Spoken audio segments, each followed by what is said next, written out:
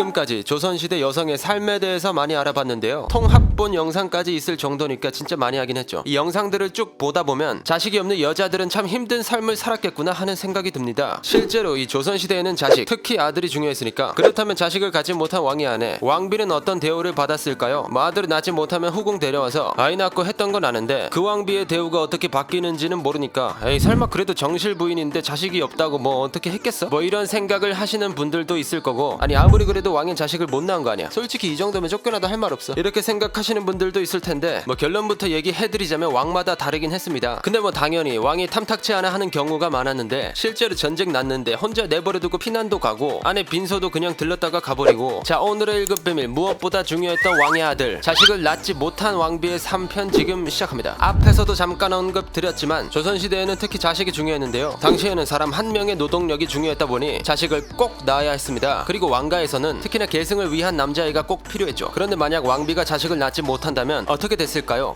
중전이나 돼가지고 아들 하나 못 낳다니 뭐 이랬을 것 같은데, 이게 실제로도 그랬습니다. 때는 1595년 15살의 나이로 선조의 왕비가 된 의인왕후. 그런데 선조와의 결혼 생활 동안 이 아이를 낳지 못하게 됩니다. 뭐 노력을 해봐도 애가 생길 기미가 안 보였던 거지. 그래서인지 의인왕후는 일찍 어머니를 잃은 임해군과 광해군을 자기 자식처럼 여기면서 보살피게 됩니다. 실제로 광해군은 직접 양자로 드리기도 했죠. 그런데 이 광해군이 선조와 의인왕후 사이에서 낳은 아이가 아닌 거잖아요. 그러다 보니 선조는 의인왕후에 대한 관심이 사라지고 다른 여자에게 눈길을 돌리게 되는데, 그렇게 선조의 사랑은 궁녀였던 공빈 김씨, 인빈 김씨에게로 향합니다. 특히 인빈 김씨는 선조가 가장 총애했던 후궁이었죠. 그러다 보니 인빈 김씨와 선조 사이에서 나온 장남이자 선조의 사남인 신성군을 왕세자로 만들려고도 했습니다. 그러던 1592년 큰 사건이 벌어지는데요. 바로 임진왜란. 우리도 대륙 한번 먹어보자 됐으네. 이렇게 조선을 침략하기 위해 왜군은 전쟁을 일으켰죠. 결국 선조는 피난을 가게 되는데, 뭐 의인왕후, 후궁 등을 데리고 피난을 갔던 거지. 그런데 가는 도중에 군민들한테 막혀서 의인왕후는 선조와 떨어지게 됩니다. 결국 1595년이 되어서야 선조를 만나게 되죠. 그런데 이 일본은 1597년 임진왜란의 정전회담이 결렬되면서 총 14만의 군세를 이끌고 다시 조선을 침공하는데요. 또다시 선조는 피난길에 오르게 됩니다. 그런데 이 선조가 의인왕후를 버리고 후궁들만 데리고 피난을 가버린 거야. 아니 얼마나 싫어하면 왕비를 내버려두고 피난을 가. 뭐 아무튼 그래서 의인왕후는 하는 수 없이 세자 광해군을 데리고 따로 피난을 다녔다고 하죠. 그렇게 왜군이 철수할 때까지 환도하지 못하다가 1599년에서야 돌아올 수 있었다고 합니다. 그런데 문제가 하나 있었는데, 의인왕후의 피난 생활이 너무 힘들었던 거야. 피난 도중에 막 결핵을 앓게 되고 그랬던 거지. 그러다 보니 결국 1600년 45세의 나이로 끝내 사망하게 됩니다. 그런데 의인왕후가 사망하자 남편 선조는 정말 슬퍼했다고 하고 후회도 많이 했다고 하는데, 사실 의인왕후가 자식은 없었지만 인품이 엄청났다고 합니다. 다른 후궁들의 자식들 역시 친자식처럼 챙기기도 했고, 선조의 법적 어머니였던 인순왕후와 큰어머니였던 인성왕후를 정성스럽게 모시면서 두 대비들에게 총애를 받았다고 하죠. 이게 뭐 그냥 예뻐했다 그 정도가 아니고, 인성왕후와 인순왕후가 의인왕후의 입지를 위해서 그녀를 지원할 정도였죠. 아니 이렇게 좋은 아내를 내버려두고 피난을 간다고? 뭐 이런 생각이 드실 텐데, 사실 이거보다 더 심하게 미움을 받은 왕비가 있습니다. 바로 영조의 왕비 정성왕후. 1724년 영조가 왕위에 오르자 정식 왕비가 되었는데요. 사망할 때까지 무려 33년이나 왕비로 있었습니다. 그러다 보니 역대 조선 왕비들 중에서 가장 재위기간이 길었던 왕비이기도 하죠. 아무튼 이 정성왕후 역시 자식을 낳지 못했는데, 당연하게도 남편 영조와 사이가 좋지 못했습니다. 아니 좋지 못한 정도가 아니라 진짜 최악이다 라는 평이 있을 정도이죠. 그만큼 이 둘 사이에는 문제가 많았다고 볼 수 있는데요. 어느 정도였냐면, 영조는 아예 정성왕후를 창덕궁으로 보내버리고 자기는 경희궁에 따로 있었다고 합니다. 뭐 그냥 요즘으로 따지면 더 이상은 못해먹겠어, 우리 이제 각방 써 이랬다는 거지. 게다가 뭐 창덕궁에는 찾아가는 일이 거의 없었다고 합니다. 그러다 보니 궁궐 내에서도 이 둘의 사이가 안 좋다라는 건 모두가 아는 사실이었죠. 아니 자기 아내를 따로 보내버리고 찾아가지도 않으니까 이렇게 둘 사이가 좋지 않자 벌어진 여러가지 사건이 많이 있는데요.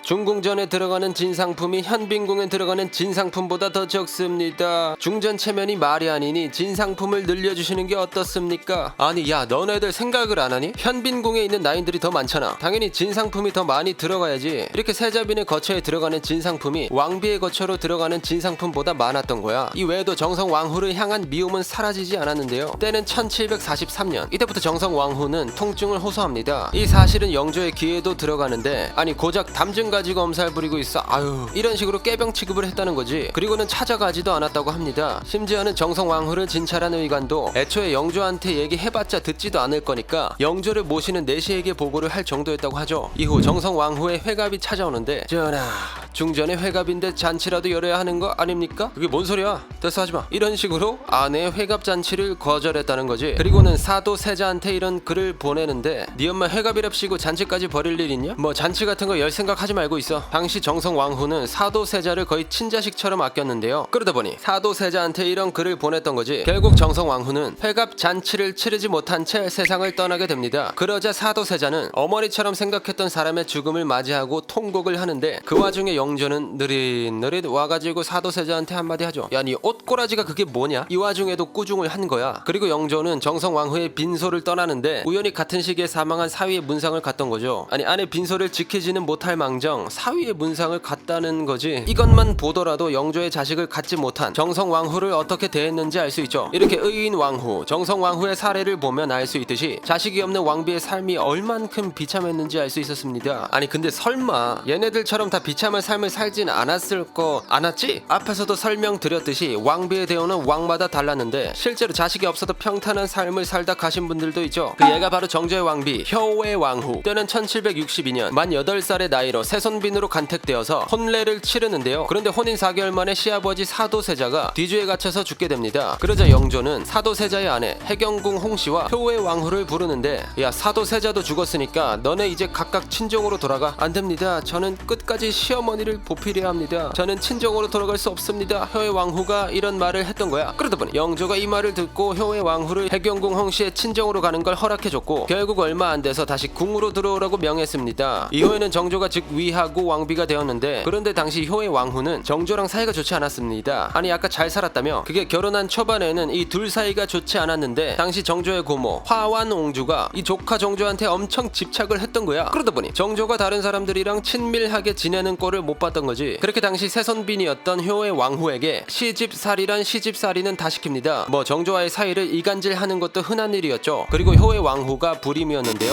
상상 임신도 여러 번 했을 정도로 임신에 간절하긴 했지만 결국 자식을 낳지 못했죠. 그러다 보니 이 둘의 사이는 그렇게 좋지 못했습니다. 뭐 여러 정치적인 이유도 있고 하니까. 그런데 이 효의 왕후가 인성이 너무 좋았던 건데, 어느 정도였냐면 어렸을 적에는 어떤 아이가 자라나는 풀을 뽑고 있는 것을 말릴 정도로 심성이 고왔다고 하죠. 아까 그 시집살이 시켰다던 화한옹주 있잖아요. 그 고달픈 시집살이랑 이간질에도 꿋꿋이 버티고 얘를 갖췄다고 합니다. 이 외에도 후궁의 자식들도 친자식처럼 여기면서 후궁들과도 매우 사이좋게 지냈다고 하고, 시어머니 해경궁 홍씨 뿐만 아니라 의붓 시할머니 정순왕후도 극진히 모셨다고 하죠. 뭐 시누이들과도 우애가 대단했다고 합니다. 이러는데 어떻게 남편이 안 좋아하겠어. 그렇게 정조와의 부부관계가 점차적으로 회복되었죠. 이 정조와 효의 왕후의 사이가 발전됐다는 걸 알 수 있는 기록이 있는데, 효의 왕후가 친자식처럼 키운 순조가 효의 왕후에게 효도하는 모습을 보고 정조가 매우 흡족해했다라는 기록이 있습니다. 뭐 자식이 없는데도 후계와 관련해서 아무 문제도 안 일으키고 후궁의 자식들도 친자식처럼 키우는데 어떻게 싫어하겠어요. 그리고 뭐 효는 앞에서도 말했지만 진짜 엄청났습니다. 이후에는 뭐 시어머니 해경궁 홍씨가 노년에 투병할 때 직접 병수발을 하기도 했다고 하는데, 이때 효의 왕후 나이가 환갑이 넘은 나이였으니까 진짜 인품이 엄청났던 거지. 뭐 아무튼 애가 없으면 이 정도는 해야 남편이 싫어하진 않았나 봅니다. 자, 그럼 애 안 낳는다고 쫓겨날 일 없는 오늘날에 감사하며 오늘의 1급 비밀 마치도록 하겠습니다. 다음에 또 다른 진실만을 담은 서류 1급 비밀 파일 들고 찾아오도록 하겠습니다. 감사합니다.